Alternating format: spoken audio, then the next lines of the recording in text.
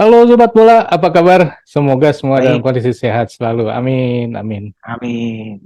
Indonesia akan menghadapi Vietnam di final AFF U23. Wah, Seru Bro nih. Ipung, ini gimana nih? Ya, Bakalan seru nggak nih pertandingannya, Bro? ya sudah pasti ya. Bahkan kita kan kemarin pertandingan melawan Thailand pun sebetulnya ekspektasi kita tidak setinggi itu ya, melihat Hmm. bagaimana proses Indonesia sampai ke semifinal. Tapi Mhm. ternyata ketika melawan Thailand, ternyata perubahannya banyak sekali yang dilakukan Mhm. oleh timnas kita. Sehingga itu juga ya, sebetulnya yang agak mengejutkan penampilan timnas kita.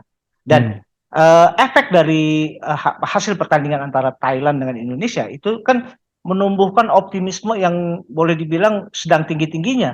Dan paling tidak yang saya highlight bahwa dengan kemenangan melawan Thailand tadi, tentu motivasi, mentalitas, kemudian momentum itu ada di kita semua, gitu loh. Hmm. Hmm. Pun kita juga cukup diuntungkan juga sebetulnya dengan bagaimana permainan Vietnam ya.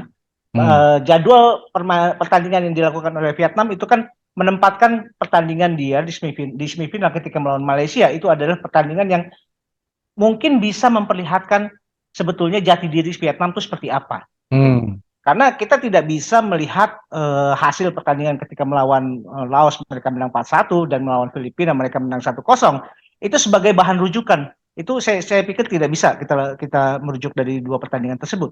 Hmm. Justru ketika melawan Malaysia baru kelihatan Vietnam yang sebenarnya gitu loh, Bro. Wah, ini berarti mirip Indonesia juga ya, ketika Indonesia melawan Malaysia dan juga melawan Timur Leste, boleh dibilang, aduh, menyedihkan, mengerikan gitu ya, Iya. deg-degan gitu. Ternyata waktu lawan Thailand kan beda banget. Mungkin Vietnam juga seperti itu ya, ketika melawan, ini cetek-cetek ini nih. Nanti waktu Iya. lawan Malaysia baru keluar gitu kan. Ya memang sepertinya Hoang Antuan pelatihnya Vietnam itu punya schedule yang demikian ya, punya strategi yang demikian. Ketika tahu di grupnya ada Laos dan Filipina, dia di pertandingan pertama menurunkan pemain-pemain lapis. Hmm. Begitu juga ketika pertandingan melawan Filipina, mereka menurunkan pemain lapis kedua. Hmm. Tapi begitu masuk ke fase semifinal melawan Malaysia, itu kekuatan Vietnam yang sesungguhnya keluar. Karena ternyata memang ada pergeseran ya, kalau saya perhatikan ya, ada pergeseran dari pola permainan dan taktikal yang disajikan Vietnam kali ini. Hmm. Mungkin ini efek dari perubahan di kepelatihan, di mana apa namanya timnas senior ya, katakanlah ya, itu kan sekarang ini Vietnam dipegang oleh Philippe Troussier ya, seorang pelatih yang punya pengalaman ini ya, membawa tim-tim ke Piala Dunia gitu loh. Hmm. Nah, dari Philippe Troussier itu juga kan ada perbedaan, pergeseran permainan dari Park Hang-seo. Kalau Park Hmm. Hang-seo, Vietnam begitu bermain begitu militan, begitu Spartan. Dia kadang-kadang juga agak-agak mengabaikan nilai-nilai sedikit sportivitasnya ya gitu loh. Demi untuk bisa katakanlah memprovokasi lawan, mengintimidasi lawan. Nah, ini berbeda ketika Vietnam sudah di bawah Philippe Troussier. Mungkin Hmm. Philippe Troussier ini yang kemudian memberikan semacam fondasi bagaimana gaya permainan Vietnam ke depan nanti gitu loh. Hmm. Dimulai dari tim-tim ini ya Kelompok kelas usia. usia gitu loh Hmm. bro. Iya Ya. kelompok usia gitu loh. Nah sama dengan Hong Antoine juga begitu. Jadi mereka bermain saat ini Vietnam lebih sistematis, lebih terstruktur. Mereka tidak lagi mengandalkan kecepatan, tapi mereka lebih menguasai permainan dengan cara penempatan posisi. Itu yang dilakukan Hmm. Vietnam ketika melawan Malaysia. Hmm. Dan menang gitu kan. Betul, Tapi kan bukannya Thailand terkenal juga kan dengan bermain organisasinya yang bagus kan. betul, betul. Ya, Lalu, memang kan ketika pertandingan melawan Thailand, tentu STY juga sudah melihat apa sih yang dimiliki oleh Thailand ya. Selama ini hmm. pakem sepak bolanya seperti apa. Hmm. Pakem sepak bola Thailand dengan Vietnam tuh mirip-mirip ya. Hmm. Walaupun selama ini kita masih mengakui bahwa Thailand secara organisasi manajemen permainan itu mungkin di setting apa katakanlah di atas Vietnam sedikit. Tapi lama-lama ini ada perubahan gitu loh. Dan STY ketika bertanding di semifinal itu sudah tahu caranya bagaimana mengeliminir permainan yang sistematis dari Thailand tadi. Nah, ini juga yang kita harapkan ketika melawan Vietnam. Kita lihat pertandingan melawan Malaysia, Vietnam melawan Malaysia. Sebetulnya pola permainannya Vietnam itu juga banyak mengandalkan permainan dari sayap. Walaupun sebetulnya sayap-sayap dari Vietnam itu ini ya sedikit di bawah kualitas dari pemain-pemain sayap kita. Kenapa saya mengatakan demikian? Karena gini, secara kualitas individu mungkin Schroyer dan Frankie Misa itu lebih baik ya kualitas individunya. Tapi kenapa Vietnam itu bisa menguasai sisi kiri dan kanan ruang-ruang bertahannya Malaysia? Itu karena mereka sudah bisa menempatkan posisi-posisi sudah bisa mendeteksi posisi-posisi yang ditinggalkan oleh pos-pos pertahanannya Malaysia. Jadi ketika mereka bermain di sayap, itu artinya pemain Malaysia yang di belakang itu sudah 2-3 langkah di belakang oleh pemain Vietnam. Jadi walaupun pemain Vietnam tidak katakanlah tidak punya kecepatan yang luar biasa, tapi karena dia sudah 2-3 langkah di depan, udah pasti udah susah Kejar ya. dikejar gitu loh. Itu terjadi berkali-kali. Jadi yang harus diwaspadai oleh timnas kita adalah bagaimana penempatan posisi dari pemain-pemain Vietnam yang bisa secara tiba-tiba ada di sisi-sisi sayap lapangan bertahan Indonesia nantinya gitu loh. Iya. Ini yang harus diwaspadai. Kemudian ada satu lagi gaya permainan Vietnam yang saya lihat. Mereka juga sebetulnya ketika permainan dari tengah tidak bisa masuk karena kokohnya barisan pertahanan, mereka akan mencoba tendangan-tendangan dari jarak jauh. Dan berkali-kali itu bisa membuat kiper dari Malaysia kalang kabut dan satu menjadi gol. Ini juga yang harus diwaspadai bahwa pemain-pemain Indonesia jangan sampai membiarkan pemain Vietnam ketika menguasai bola di tengah itu punya ruang tembak. Dia harus segera di cover oleh gelandang bertahan kita. Jarak covering tidak boleh terlalu jauh karena ini akan membuka ruang gitu loh bro. Nah khusus untuk permainan di sayap tadi, nah ini harus ada monitor. Saya sih berharap bahwa Dewangga dengan Ferrari ini bisa memonitor pergerakan Haikal atau misalkan Robbie Darwis. Dia yang harus bisa mengcover gitu loh. Sementara dua gelandang bertahan juga siap-siap sebetulnya jangan sampai terjadi serangan-serangan di sayap. Itu adalah aktifnya dari gelandang bertahan kita untuk bisa mendeteksi. Itu dimulai dari situ. Gitu bro. Ya. Itu berarti untuk menangkis lah ibaratnya, menangkis Betul. serangan dari Vietnam. Iya, Ada betul. berarti Indonesia pakai skema yang kemarin lagi dong ya? Saya 4-5-1 sih atau masih, gimana? iya, saya sih masih melihat bahwa dari beberapa skema yang dijalankan timnas dari mulai Malaysia, melawan Timor Leste, melawan Thailand, ternyata pola yang dipakai pada saat melawan Thailand itu lebih bagus ya. Ya, itu pertama kenapa itu bisa berjalan dengan bagus ya karena ini ada cara atau taktikal permainan STY itu yang katakanlah mengkombinasi ya permainan high pressure dengan middle block. High pressure mereka bisa lakukan kalau pemain katakanlah timnas lawan itu menguasai bola di daerah pertahanannya sendiri. Itu high pressure sudah dilakukan.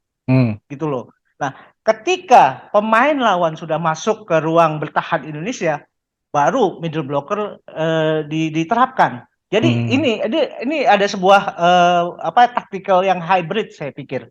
Ini kemudian kenapa itu bisa berjalan dengan baik ya karena pemahaman masing-masing pemain juga saat itu berjalan dengan mulus. Pemain sudah paham apa yang dia harus dilakukan untuk bisa mengaplikasikan taktik yang diminta oleh STY. Jadi semua berjalan bagus gitu loh. Yeah. Karena semua pemain tuh bisa berperan sesuai dengan porsinya gitu bro. Yeah. Nah itu kan tadi cerita kalau misalnya Indonesia diserang nih oleh Vietnam nih. Nah, kalau Ya. Indonesia menyerang gimana nih, Bro? Nah, ini kalau Indonesia menyerang tetap ya bahwa skema permainan kita kan punya dua dua ini ya sayap. Apalagi kemarin Schroyer juga bermain sangat bagus. Schroyer juga bisa dimanfaatkan. Kemudian Sananta ya. Sananta juga sebagai goal getter, dia juga punya kemampuan individu yang bagus dan punya keberanian.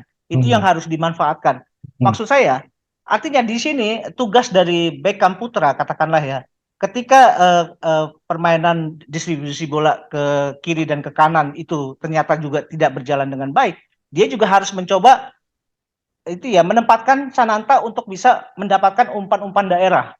Karena Hmm. Sananta sangat ini ya, sangat cepat dan punya kemampuan untuk bisa mengolah bola dari umpan-umpan daerah. Dan Sananta juga punya kemampuan untuk duel one on one. Dia punya keberanian Hmm. itu. Itu Hmm. satu. Kemudian eh, cara yang berikutnya menurut saya ya, apabila di sini adalah peran dari Dewangga. Dewangga salah satu kelebihannya adalah dia punya akurasi umpan dari bawah ke belakang garis pertahanannya Vietnam, garis pertahanan lawan itu bagus sekali gitu loh. Hmm. Seperti peran di Jordi Amat di ini ya Timnas senior di ya. timnas senior Hmm. gitu loh. Nah, kenapa itu bisa bisa menjadi opsi ketika pemain-pemain lawan, katakanlah dalam hal ini Vietnam ya, Hmm. bersiap untuk melakukan blocking, bersiap untuk melakukan mengorganisasi pertahanan, harus Dewangga ini harus punya chemistry dengan misalkan pemain-pemain cepat kita, Schroyer, Hmm. Frankie Misa, Sananta, untuk Dewangga melambungkan umpan di belakang garis pertahanannya lawan, itu yang bisa kemudian diambil oleh pemain-pemain kita. Hmm. Karena pemain-pemain kita punya keberanian untuk melakukan one on one, gitu loh. Hmm. Jadi saya pikir ada opsi-opsi itu bisa dilakukan. Kemudian opsi lainnya, kehadiran Robbie Darwis itu sangat pengaruhnya besar, Hmm. terutama Untuk dalam poin. memberikan throw in. Ini juga bisa menjadi opsi gitu loh. Jadi sebetulnya timnas kita tuh punya banyak opsi untuk melakukan serangan ke daerah lawan gitu loh. Hmm. Tapi untuk bertahan juga bagus gitu ya. Ya, bertahan dalam hal ini terutama sekali ya. Kalau saya melihat hampir ada 3 gol dari Vietnam Hmm. terjadi karena kelengahan dari back-back di sayap back-back kiri dan kanannya Malaysia waktu itu. Hmm. Yang alpa dalam melihat pergerakan pemain. Hmm. Jadi dia jangan sampai meninggalkan lubang di situ. Hmm. Nah, di sini tugasnya adalah tentu koordinasi antara pemain-pemain gelandang bertahan, Arkan Fikri, kemudian Rifki Dwi, ini juga harus bisa bisa ini ya, bisa segera mencium ya, Hmm. mencium punya radar bahaya gitu loh terhadap penguasaan bolanya Vietnam. Itu Hmm. satu. Ya. Kemudian kita juga kan punya kelemahan nih dalam hal bola-bola atas. Sebetulnya ada loh cara untuk bisa meredam permainan bola lambung yang bisa disundul oleh striker lawan. Hmm. Caranya kita harus bisa menutup ya. Pertama, menutup pemain-pemain yang punya kualitas untuk memberikan umpan dari Oh. crossing. Ya, ya, ya. Jangan sampai kita hanya berfokus pada bagaimana Menerima umpan. menetralisir umpan, tapi Ya. kita menetralisir sumbernya gitu loh. Ya, Sumber ya. umpan ini yang harus dinetralisir duluan Ya. gitu loh. Jadi Ya. dan ini juga biasanya dalam sebuah tim ada orang-orang yang memang punya kualitas dan punya kualifikasi untuk melakukan ini ya tendangan-tendangan menuju ke gawang. Ya. Nah, ini juga harus bisa diidentifikasi siapa pemain-pemain tersebut. Dan ini yang harus diberikan pengawalan ketat gitu ketika Ya, dia ya. menguasai bola Iya, gitu bro. iya, iya, iya. Oke, ini mantap sekali nih kayaknya nih. Kayaknya Indonesia bakalan menang. Amin. STY kemarin sempat apa ya? Entah curhat atau entah apa gitu ya disampaikan ke media bahwa kesulitan Indonesia adalah dalam hal jumlah pemain katanya. Karena ada Betul. dua yang kemudian tidak bisa dimainkan, akhirnya pulang. Dan juga ada dua yang kena cedera, ya, sehingga juga Ya, tidak bisa dimainkan. Otomatis jumlah pemain menjadi lebih terbatas. betul. Apakah skema-skema yang tadi disampaikan, kalau misalnya juga mengikuti skema yang kemarin seperti ketika melawan Thailand, Ya, apakah saya pikir, pemain kita cukup bugar nih untuk itu? nah itu juga saya sih lebih ini ya, lebih khawatir dengan tingkat kebugaran timnas kita ya. Karena pada saat melawan Thailand, walaupun mereka bisa bermain 90 menit dan tidak kelihatan loyo gitu ya, Mhm. tapi ini kan jarak pertandingan antara semifinal dengan final kan dekat Ya. gitu loh. Ini juga yang menjadi kekhawatiran kita nih sebetulnya. Hmm. Apalagi yang kita hadapi saat ini adalah Vietnam ya. Vietnam yang bermain secara sistematis, yang penempatan posisi-posisi juga bagus. Nah, apalagi ini pertandingan final yang tingkat pressure-nya juga pasti lebih tinggi. Hmm. Makanya ketika STY mengeluhkan ada paling tidak 4 pemain yang akhirnya tidak bisa bermain, 2 dipulangin, 2 lagi cedera, itu juga kan meninggalkan problem sebetulnya. Hmm. Tapi problem itu kan sebetulnya sudah bisa diatasi oleh STY ketika melawan Thailand. Ya. Ketidakhadiran Irfan Jauhari, ketidakhadiran Bagas Kava yang cedera. Tapi kan bisa ditutup oleh pemain-pemain lain. Nah, Hmm. tentu apa ya, dasar pemilihan STY terhadap pemain-pemain yang kemudian diseleksi dan kemudian dibawa ke AFF tentu dengan serangkaian pemikiran, dengan serangkaian ini ya requirement yang ketat saya pikir. Ya. Jadi STY tentu juga sudah tahu potensi pemain-pemain ini gitu loh. Jadi saya sih tidak khawatir bahwa kita akan ini ya akan memble katakanlah dengan kekurangan pemain, tidak Hmm. gitu loh. Karena saya yakin sekali dengan pilihan ST gitu. Ya. Ya. Ya. Nah, ini kan tadi kita ngomongin soal Thailand bermain organisasi, ternyata Indonesia bisa Ya, mengalahkan Thailand. Dan betul. sekarang Vietnam yang baru itu juga lebih kepada bermain organisasi. Artinya Ya, kans Indonesia juga bisa mengalahkan Vietnam kalau mainnya seperti itu. Kan beda dengan Vietnam yang kemarin-kemarin kan yang ngotot gitu betul. kan, wah itu beda Ya, gitu. Jadi Indonesia punya ya peluang untuk menang nih. sebetulnya gini, ketiga timnya Thailand, Vietnam dan Indonesia itu bisa melaju, bisa bermain di AFF kemudian punya prestasi yang agak menonjol dibanding tim lain. Itu karena organisasi, Bro. Hmm. Indonesia juga punya organisasi permainan yang bagus. Kolektivitas Indonesia itu bagus gitu loh. Mereka bisa bermain kolektif dengan baik. Satu pemain bisa menutup ruang pemain lawan gitu loh. Hmm. Dan satu pemain bisa membuka ruang untuk temannya. Ini kan sebuah apa ya, sebuah kinerja yang chemistry yang bagus sekali. Ya. Jadi kalau bicara mengenai organisasi, tentu semua tim punya organisasi permainan. Tinggal Hmm. bagaimana ada aplikasinya di lapangan gitu Hmm. loh. Ya. Nah, tentu kalau saya melihat bahwa bagaimana bicara mengenai peluang, kita rujukannya ketika melawan Thailand, saya pikir Indonesia juga peluangnya sangat besar kali ini gitu loh. Untuk Hmm. bisa mengulang ya kemenangan melawan Vietnam di SEA Games kemarin gitu, Bro. Wow. Berapa bro golnya? 2-1 kayaknya nih. Uh, tipis ya berarti. Tipis. Hmm. Ya, ya, ya, ya, Tipis. ya. Nah, Ah, ini 90 menit atau enggak nih? Ini kan seru nih lawan Vietnam nih. saya sih berharap 90 menit ya. sembilan Hmm. puluh menit bisa Beres selesai. ya. Dan Indonesia menang gitu loh. Ya. Itu harapan kita semua. Dan Indonesia menang. Aduh. Oke, sobat bola, itulah obrolan kita mengenai kira-kira seperti apa laga di Vietnam. Laga di final nanti Indonesia melawan Vietnam ya, dan katanya akan menang nih Indonesia nih. Kalau menurut sahabat sendiri gimana? Silakan Amin, tulis di amin. kolom komentar. Sekian dulu obrolan kita lanjut di video yang akan datang. Sampai jumpa. Bye. Thank you, bro.